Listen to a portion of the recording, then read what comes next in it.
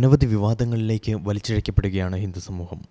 ലോകാരാധ്യയായ അമ്മയെ ആസൂത്രിതമായി തേജോവധം ചെയ്യാനുള്ള ഒരു ശ്രമം ഈയിടെ കണ്ടു. ഇപ്പോഴത്തെ രാജകുടുംബവും വിവാദങ്ങളിലേക്ക്. യഥാർത്ഥ വസ്തുത എന്താണ്? സമീപകാലത്ത് നമ്മുടെ ധർമ്മഗുരുക്കന്മാരെയും നമ്മുടെ പ്രമുഖ ആരാധനാലയങ്ങളെയുമെല്ലാം വിവാദക്കുരുക്കിൽപ്പെടുത്തി ഹിന്ദുക്കളുടെ ആത്മവീര്യം നശിപ്പിക്കാൻ ഒരു ഗൂഢോദ്ദേശം ഇന്ന് പലർക്കുമുണ്ട്. അതിൻ്റെ പ്രകടിത സംഭവവികാസങ്ങളാണ് വാസ്തവത്തിൽ ഇന്ന് പലയിടത്തും നമ്മൾ കണ്ടുവരുന്നത്.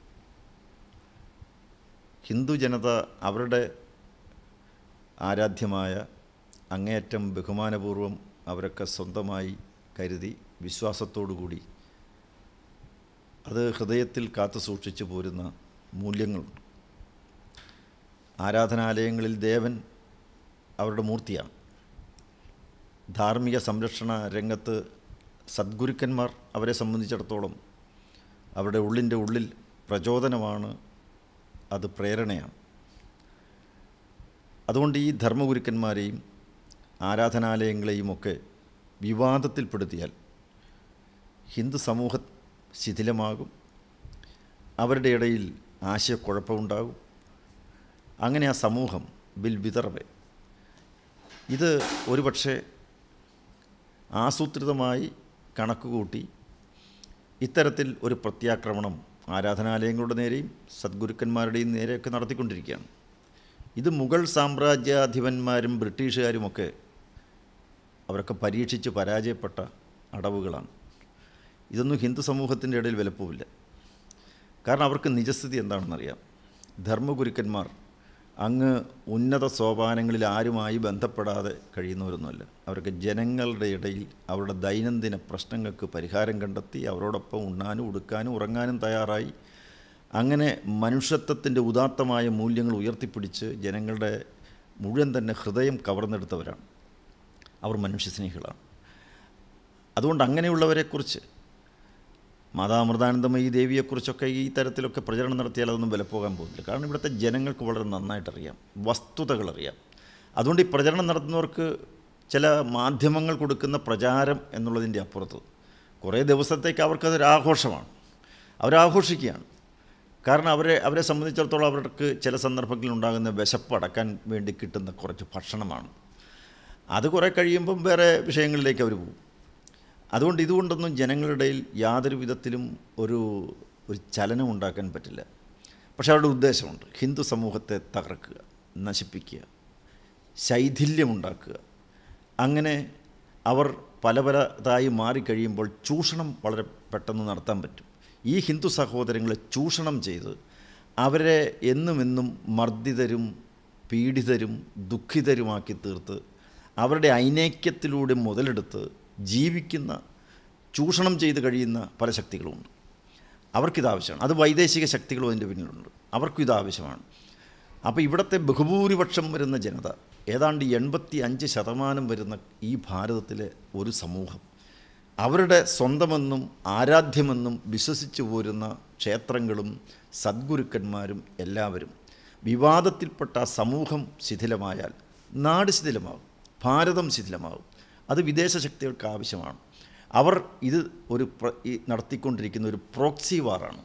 ഇതൊരു പ്രച്ഛന്ന യുദ്ധമാണ്.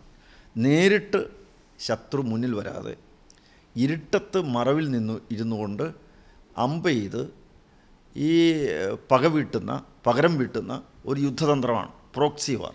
പ്രച്ഛന്ന യുദ്ധമാണ്. ഈ യുദ്ധത്തിൽ ഹിന്ദുക്കൾ തോക്കില്ല. അവർക്ക് തോക്കാൻ മനസ്സില്ല. അവർ ജയിക്കും. ഏത് തരത്തിലുള്ള വെല്ലുവിളികളും ഭീഷണികളും അവർ നേരിടും. ഇപ്പോൾ ഏറ്റവും അവസാനമായി പത്മനാഭസ്വാമി ക്ഷേത്രം, അതിനും ശേഷം ഏറ്റവും അവസാനമായി ശബരിമല മേശാന്തിയെ ചുറ്റിപ്പറ്റി ചില വിവാദങ്ങൾ ഇന്നലെയും ഒക്കെ ആയിട്ട് വന്നിരിക്കുന്നു. അപ്പോൾ ഇതിൻ്റെയൊക്കെ പിന്നിൽ വിവാദങ്ങൾ ഉണ്ടാകുന്നു എന്ന് പറയുന്നത് ഈ ഹിന്ദുക്കളുടെ ഇടയിൽ മാത്രമൊന്നുമല്ല, മറ്റ് സ്ഥലങ്ങളിലും പലതും വിവാദങ്ങൾ ഉണ്ടാക്കാവുന്ന വിഷയങ്ങളുണ്ട്. എത്രയോ വിഷയങ്ങളുണ്ട്. എത്രയോ ക്രൈസ്തവ ആരാധനാലയങ്ങൾ പൂട്ടിക്കിടക്കുക. അവിടെയൊക്കെ ആലുവ തൃക്കുന്നത്ത് സെമിനാരി എന്ന് തുറക്കുന്നോ അന്ന് അവിടെ ശവശരീരം വീഴും. അത്ര പോലും വളരെ സംഘർഷഭരിതമായ അന്തരീക്ഷമാണ്. എന്തേ അവിടെ സർക്കാർ ഇടപെടാത്തത്? എന്താ അവിടുത്തെ പ്രശ്നങ്ങളെക്കുറിച്ച് സംസാരിക്കാത്തത്? എല്ലാം സർക്കാർ ഭരിച്ചാൽ, പത്മനാഭസ്വാമി ക്ഷേത്രം സർക്കാർ ഭരിച്ചാൽ ഒക്കെ ശരിയാകുമെന്നല്ലേ പറയും. ഇവിടെ സർക്കാരല്ലേ ഭരിക്കുന്നത്. ഗുരുവായൂരമ്പലവും ശബരിമല ക്ഷേത്രവും എല്ലാ ക്ഷേത്രങ്ങളും ഭരിക്കുന്ന സർക്കാരല്ലേ. എന്നിട്ട് അവിടുത്തെ പ്രശ്നങ്ങൾ പരിഹരിച്ചോ? ഈ തിരുവിതാംകൂർ ദേവസ്വം ബോർഡിൻ്റെ കീഴിലുള്ള 1200-ൽ പരം ക്ഷേത്രങ്ങളുടെ തിരുവാഭരണം എവിടെ? കഴിഞ്ഞൊരു 50 വർഷക്കാലമായിട്ട് ഈ ക്ഷേത്രങ്ങളിലുണ്ടായിരുന്ന തിരുവാഭരണം എത്രയുണ്ടെന്ന് കണക്കെടുത്ത് അതിൻ്റെ നിജസ്ഥിതി എന്തെന്ന് ജനങ്ങളെ ബോധ്യപ്പെടുത്താമോ? കാരണം പല പല രാഷ്ട്രീയക്കാരും ഭരിച്ച് ശർക്കരക്കുടത്തിൽ കൈയിട്ട് നക്കി അതിൻ്റെ ഗുണഫലങ്ങൾ മുഴുവൻ അനുഭവിക്കുന്ന ഈ രാഷ്ട്രീയക്കാർക്ക് ഇനി പത്മനാഭസ്വാമി ക്ഷേത്രവും കൂടി വേണമെന്നാണ് പറയുന്നത്. അപ്പോൾ അതിവിടുത്തെ ഹിന്ദുക്കൾ അംഗീകരിച്ചു കൊടുക്കില്ല. ഹിന്ദുക്കൾ പറയുന്നത് ക്ഷേത്രം ഭരിക്കേണ്ടത് ഭക്തജനങ്ങളാണ്. അവിടെ കാണിക്കവഞ്ചിയിൽ പണം ഇടുന്ന, അവിടെ വഴിപാട് നടത്തുന്ന, അവിടുത്തെ ഭഗവാനെ വന്ന് കണ്ണുനീരൊഴുക്കിക്കൊണ്ട് പ്രാർത്ഥിക്കുന്ന വയറുവേദനക്കാരനും കണ്ണുപൊട്ടനും പ്രാരബ്ധക്കാരനൊക്കെ ഉണ്ട്. അവർക്കുള്ളതാണ് ക്ഷേത്രം. ഇവിടെ മത്തായിക്കും ജോസഫിനും ആരാധനാലയങ്ങൾ ഭരിക്കാനുള്ള സ്വാതന്ത്ര്യമുണ്ടെങ്കിൽ, ഇബ്രാഹിം കുട്ടിക്കും ബഷീറിനും അവരുടെ മോസ്ക് ഭരിക്കാനുള്ള സ്വാതന്ത്ര്യമുണ്ടെങ്കിൽ, ഇവിടുത്തെ മാധവനും ഗോപാലനും അവരുടെ ആരാധനാലയങ്ങൾ ഭരിക്കാനുള്ള സ്വാതന്ത്ര്യമുണ്ട്. അവരുടെ ക്ഷേത്രം കണ്ണിലെ കൃഷ്ണമണി പോലെ കാത്തു സൂക്ഷിക്കും. അവർക്ക് ഭരിക്കാൻ അറിയാം. പത്മനാഭസ്വാമി ക്ഷേത്രം മറ്റ് ക്ഷേത്രങ്ങളിൽ നിന്നൊക്കെ വളരെ വ്യത്യസ്തമാണ്. തിരുവിതാംകൂർ രാജഭരണം നടക്കുന്ന കാലയളവിൽ അത് രാജാവിൻ്റെ ദൈനംദിന ഭരണനിർവഹണം നടക്കുന്ന കൂട്ടത്തിൽ തന്നെ ഒരു കുടുംബ വരദേവത എന്നുള്ള നിലയ്ക്കും നാട്ടിലെ ജനങ്ങളുടെ മുഴുവൻ തന്നെ ഒരു ഗ്രാമദേവത എന്നുള്ള നിലയ്ക്കും അവിടെ ശ്രീ പത്മനാഭസ്വാമിയെ ആദരിക്കുകയും ആരാധിക്കുകയും ചെയ്തു പോകും. അതുകൊണ്ട് തന്നെ അവിടുത്തെ മിക്ക ചടങ്ങുകളും രാജാവിൻ്റെ കൂടി സാന്നിധ്യം ആവശ്യമാണ്. അങ്ങനെയുള്ളൊരു ക്ഷേത്രമാണ്. കോടിക്കണക്കിന് രൂപയുടെ വിലമതിക്കുന്ന സ്വർണ്ണാഭരണങ്ങൾ, തിരുവാഭരണങ്ങൾ ഒക്കെ അവിടെയുണ്ട്. അവിടെ നിലവറകളിലായിട്ട് അത് സൂക്ഷിച്ചിരിക്കുകയാണ്. യാതൊരു കേടും സംഭവിക്കാതെ നാളിതുവരെ എത്രയോ വർഷക്കാലമായി അത് നടന്നു വരികയാണ്. അതേ സൂക്ഷിച്ച് ആ രാജകുടുംബം അത് പരിരക്ഷിച്ചിട്ടുണ്ട്. അപ്പോൾ അങ്ങനെയുള്ള രാജകുടുംബത്തിൻ്റെ ക്ഷേത്രമാണ്. പക്ഷേ അവിടുത്തെ ക്രമക്കേടുകളെക്കുറിച്ച്, അഴിമതിയെക്കുറിച്ച്, കെടുകാര്യസ്ഥതയെക്കുറിച്ച് ഒക്കെ ഇപ്പോൾ ആരോപണം വന്നിരിക്കുന്നു. സുപ്രീം കോടതിയുടെ അമിക്കസ് ക്യൂറി അതെല്ലാം വളരെ വ്യക്തമായിട്ട് തൻ്റെ 550ഓളം പേജ് വരുന്ന റിപ്പോർട്ടിൽ രേഖപ്പെടുത്തിയിട്ടുണ്ട്. വളരെ ഗൗരവമുള്ളതാണ്. തെറ്റാര് ചെയ്തു കഴിഞ്ഞാലും ശിക്ഷിക്കപ്പെടണം. കുറ്റവാളികളെ നിയമത്തിൻ്റെ മുന്നിൽ കൊണ്ടുവരണം. ക്ഷേത്ര സ്വത്ത് ഏതെങ്കിലും വിധത്തിൽ അത് മോഷ്ടിക്കുകയോ അന്യാധീനപ്പെടുത്തുകയോ എന്തെങ്കിലും ചെയ്തിട്ടുണ്ടെങ്കിൽ ആ കുറ്റവാളികൾ എന്നുള്ള നിലയ്ക്ക് അവർക്ക് ശിക്ഷ നൽകിയേ പറ്റൂ, ലഭിച്ചേ പറ്റൂ. ക്ഷേത്ര സ്വത്ത് കവർന്നെടുക്കാൻ ആരെയും അനുവദിച്ചുകൂടാ.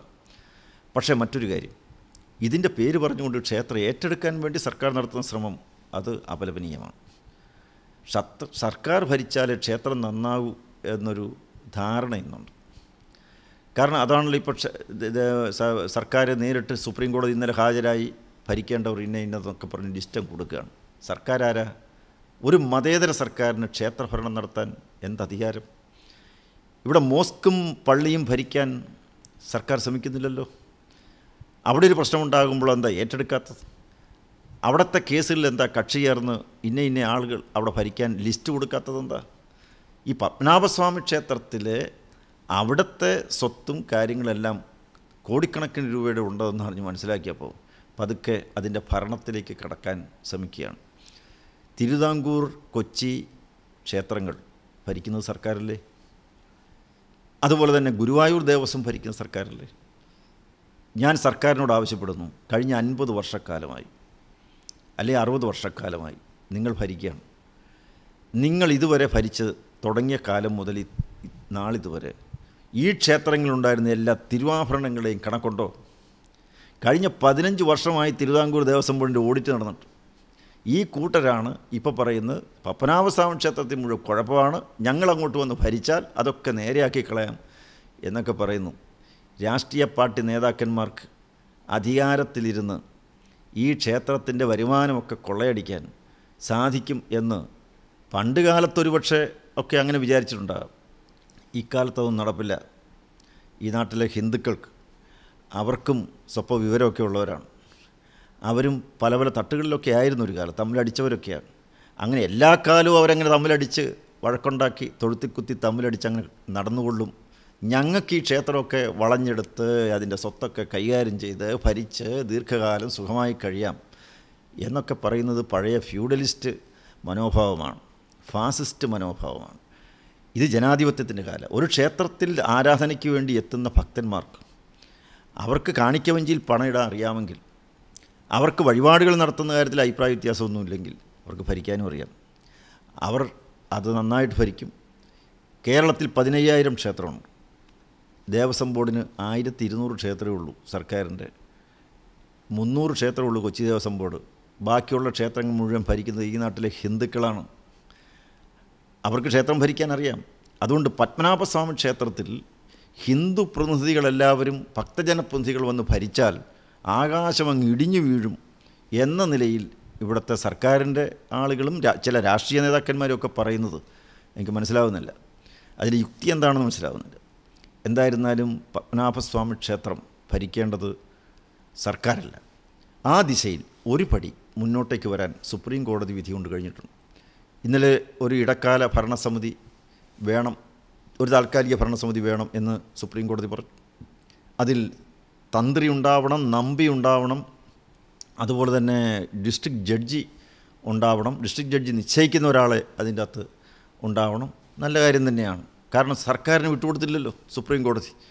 ഗുരുവായൂർ ക്ഷേത്രവും മറ്റുള്ളതൊക്കെ ഭരിക്കുന്നത് പോലെ, തിരുപ്പതിയൊക്കെ ഭരിക്കുന്നത് പോലെ ഇന്ന് സർക്കാർ പിടിച്ചോ എന്ന് പറഞ്ഞില്ലല്ലോ. അങ്ങനെ പറയണമെന്നായിരുന്നു സർക്കാർ ആഗ്രഹിച്ചത്. പക്ഷേ അതുണ്ടായില്ല. വളരെ നല്ല കാര്യം. കേരളത്തിൻ്റെ ചരിത്രത്തിൽ ഇത് ആദ്യം. ഇനി അതിലൊരു ചെറിയ പാകപ്പഴയുണ്ട്. രാജഭരണ കുടുംബാംഗങ്ങളെ കൂടി ഉൾപ്പെടുത്തേണ്ടതാണ്. കാരണം അവരിത്രയും ദീർഘകാലത്തോളം അത് ഭരിച്ചവരല്ലേ.